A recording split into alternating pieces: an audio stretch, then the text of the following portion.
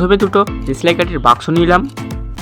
দেশলাই কাঠির সাইডে বারুদ দেওয়া অংশটা কাঁচি দিয়ে কেটে নিলাম।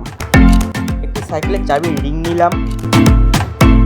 বারুদ দেওয়া অংশটা আঠা দিয়ে চাবির রিংয়ের সঙ্গে যুক্ত করলাম। বাক্সের সাইডে ভালো করে গর্ত করে নিলাম। চারটে দেশলাই কাঠিকে ভালো করে চাম দিয়ে আটকে দিলাম। টুপের কালো অংশগুলো ভালো করে কেটে নিলাম। একইভাবে দেশলাই কাঠির বারুদের অংশটা ভালো করে ভেঙে নিলাম। সব জিনিসগুলি ভালো করে দেশলাই কাঠির বাক্সের ভেতরে যুক্ত করলাম।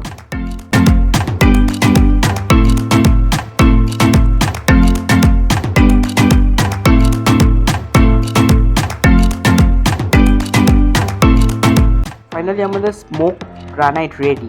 Let's try.